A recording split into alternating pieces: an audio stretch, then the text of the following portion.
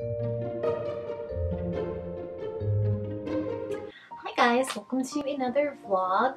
I am sort of like freaking out, not so much about coronavirus, but about how everyone has been acting during this coronavirus outbreak. I understand it's really scary because it's a new disease that we don't know a lot about, but I have seen multiple stories where I'm going to insert a photo here of where my boyfriend went to the grocery store and he went to just like the toilet paper aisle and it's completely bare, and there's just multiple stories like that.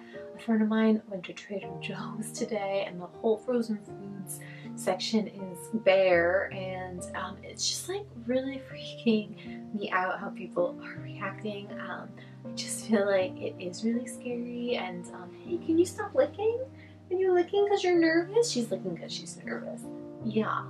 But it's just like I totally get that it's like a really freaky thing, but also I feel like people are like hoarding supplies and it just doesn't make sense, because if you're hoarding all the soap, then someone else can't wash their hands with soap and then germs are still gonna spread. So it's just kind of like getting to this place of kind of insanity, like why can't we just buy what we need and then like it'll be replenished, we hope, and then everyone can have what they need, as opposed to this like survival of the fittest, whoever can buy the most soap thing. It's just getting pretty crazy. I even went to CVS today. Oh my gosh, she's been snoring. Like, I don't know if anyone else heard that. It's right in my ear. Snore.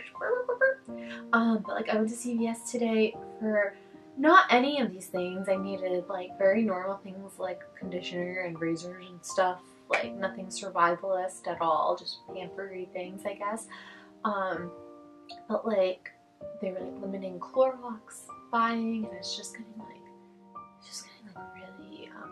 really I just feel like I'm in a like weird Batman movie where like this like crazy billionaire is the president, and like we're all gonna die from some weird disease named after a beer. Like we need someone to save us. I don't know what's happening.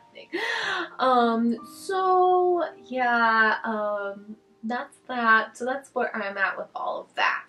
And in terms of like reading, weird transition. I just finished the book Unqualified on audiobook on a Ferris, and this just feels like a weird transition, but this is what I was going to talk about, so here I am. It was an audiobook. It wasn't my favorite. I used to think I liked her, but from that book it kind of made me not like her as much, if that makes sense, which is weird. I just like, it wasn't my cup of tea, and it was about dating, and maybe it was like so specific that it just wasn't as much interest to me, but it's just, I wasn't like super into it, unfortunately. And then the other book I read, I have it right here. Hold. So like I've been reading the Stanislavski series. So this is An Act of Repairs. It's the first one. My copy's really beat up. It has like water damage from something, I don't know.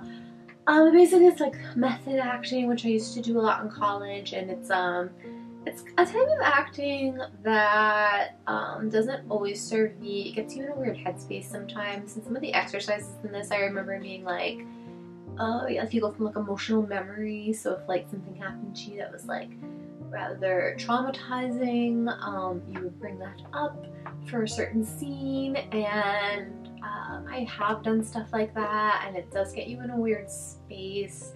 So I think there are definitely some things to take from these books, but I'm not a method actor 100%, but there's definitely some really great things. So I'm reading Building a Character right now, which is the second one, and so that's where I'm at with that. And I've been reading a book about all the Hollywood sex abuse scandals, which I can't remember the name of right now. It's by Ronan Farrow, which is super relevant because Harvey Weinstein just got sentenced to 23 years in prison, which is crazy. And it's like all about like a lot of lead up to that is like the main kind of storyline, and super interesting hearing how things were covered up and positions these people were put into, and it's just pretty like eye-opening and scary. scary that like stuff like that happens. So yeah, that's kind of where I'm at right now. I will probably have a chance to get tons of reading and ukulele playing done. So my whole life seems to have been canceled. Yeah, so that's where I'm at. Thanks so much for like hanging out and watching YouTube. I guess this is a good time to post videos because people are kind of holed up. So I'm hoping I can provide some entertainment for someone. Yeah. Hey guys, amidst all of this COVID-19 scare, the grocery stores, as I'm sure you've all have found, have been super scary. So every time I've gone in the past few days, it's been like just a disaster. So I just find myself going just because like I wasn't panicked about goods. I just feel like I don't know what's gonna happen, but I don't know if buying all the toilet paper was the move for people, and it's really scaring me how people are doing that. And then some people, like I read a story about an elderly couple that had been traveling around all day to find toilet paper, and like they were just like very old and having a lot of trouble, and then someone volunteered to help them out. And it's just like really sad that people are like hoarding all these supplies, and there's people who like can't get them, who like are having a lot of trouble getting around.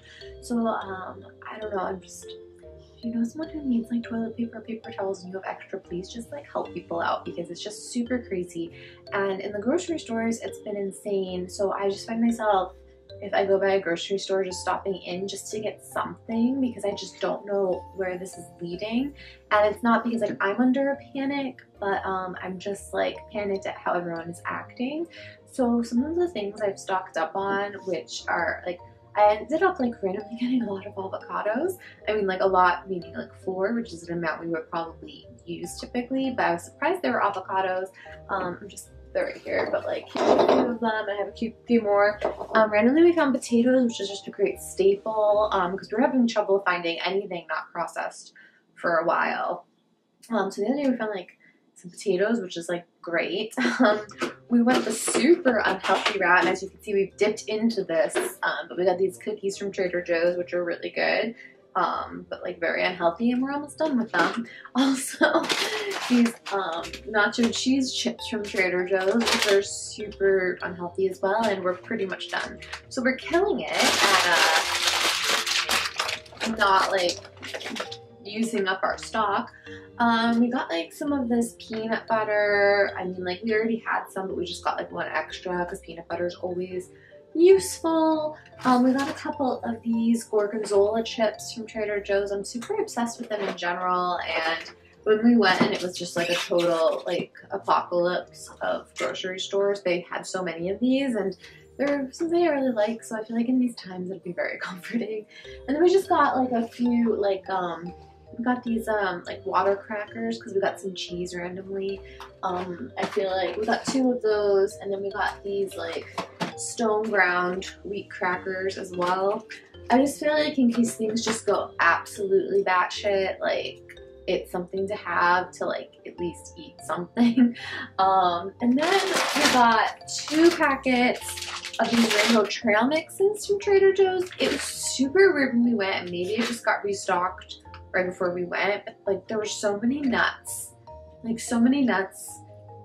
in the whole thing, and I was just like, this is a time like nuts are like a survival food. So it was just super weird that those were like full. So we got 2 packets of those. I mean like at the end of the day, like we're trying to just like get what will be comfortable for us to like live on in case things get insane, but we also don't want to like buy out the store so other people can't exist is our thing. We also got some like they got 2 of these. Like, I mainly just have been getting like, where are they? I don't know where this is. And so we got like, before all this got like really crazy, my boyfriend was super smart and bought a bunch of soup, which is just always good, like excellent to have. And we bought a couple kind of like SpaghettiO type things at Trader Joe's. And basically like, when I say we got like, we always like have soups. We got like maybe 8 soups, which I feel like is good for 2 of us. And then we got like just 2 of these like SpaghettiO things. And most of the things I've been getting in like 2s because it's like for me and him, and we're trying not to like hoard everything. In the fridge we got So like, this was like one of the only frozen foods the other day at Spanakopita, one of my favorite things. Super pumped they had it.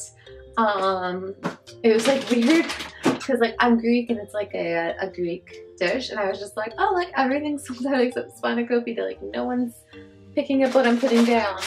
Where I work, there's this little market that a lot of people don't know about, and I couldn't find frozen veggies anywhere, but they had these peas and carrots, which I got 2 of because I feel like veggies are like becoming dire. It's just this like kind of like grocery store that like, it's a smaller grocery store and the people in that area know about it, but like random people wouldn't, and it's like out of the way, like you wouldn't go there from like where I live. But I was like, let me see if they have stuff because I feel like less people are coming here. And they luckily had some things. They had some random pasta. I don't even know where that is. That's something I should know. But they had some pasta, which I was like, oh, this is all like very useful. I got a random Red Baron pizza.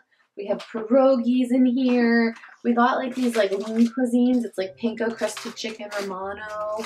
I got these because at Trader Joe's, when I got this one at Spanakopita, wait, no, I don't even think it was that day. I think I just like randomly went another day to see what they restocked. And they had this ricotta and spinach tortellini. And I have some random meatballs in here. Oh, I didn't even realize that. That's perfect. And we have a few other frozen veggies that we like already just had. But it's just, I feel like we like got like a good array of stuff in case things go crazy. And we're trying not to like go into those things yet. Like we're trying to like get takeout, or if we have things, like we got some sausages and onion and like with the potatoes, like more fresh food. But we're kind of like, restaurants have closed today and I work in a restaurant that's just for takeout, but dine-in you can't do. So we're kind of like wondering if the next step is gonna be like takeout is done.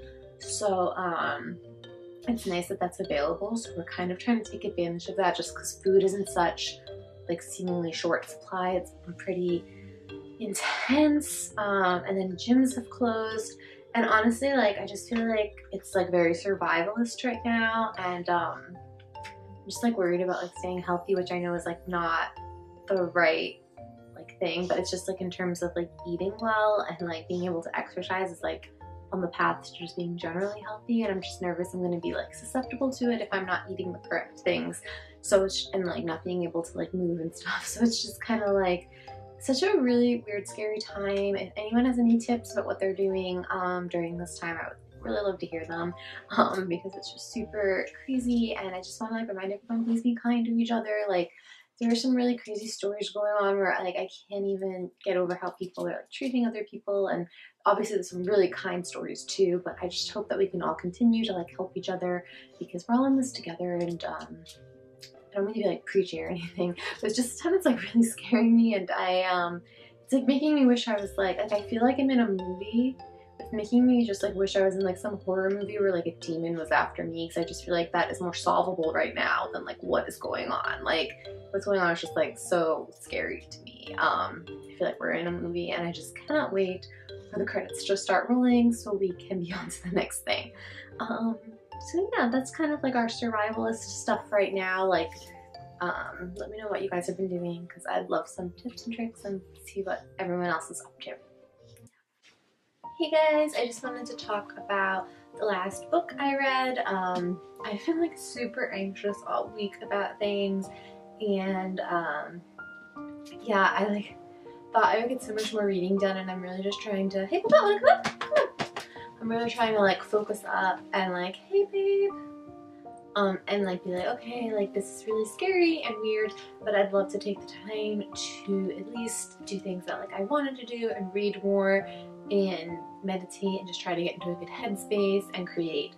So the last book I read was Catch and Kill. It's about all of the like a lot of sex, assault, cover-ups all around, and it really focused a lot on Harvey Weinstein and that whole thing, but then it alluded to Matt Lauer and Trump a bit. I thought it was like the whole Weinstein thing was extremely interesting.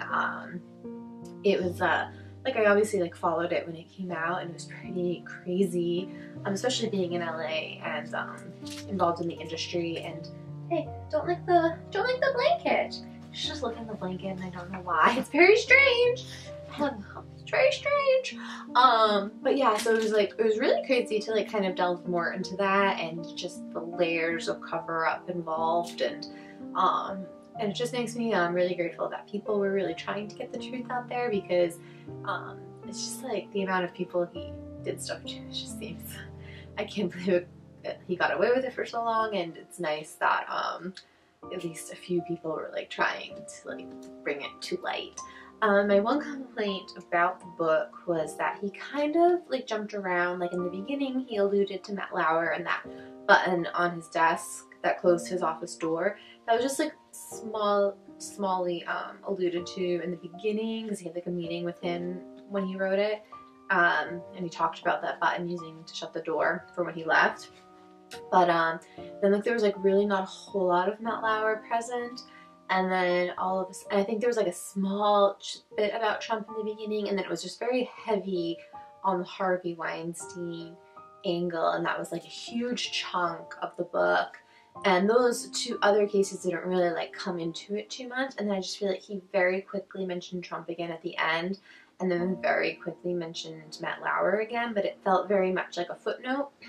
And I wasn't sure, like it seems like it was supposed to be about like, you know, all the predators and the conspiracy around covering them up, and it just felt like it was like very heavily focused on Harvey Weinstein, and then the other ones just felt like, oh yeah, and them, and that's fine. But I feel like if the book was about Harvey Weinstein, I just wished it was just about him, and I wish the other stories were either like more explored or just like not put into this book. I think like what it did show was like the patterns of like how things are covered up, but I think they needed to be like explored more, or like it needed to be left all on Harvey Weinstein. That was like my only complaint, because that just felt a little flat for me. Like I was just like, oh okay, like we're randomly talking about this now. We literally just did 250 pages just about Harvey, and now it's just like, it just felt very strange. But besides that, it was just really interesting to delve into it. It made me really stressed and angry, and that all these things can happen.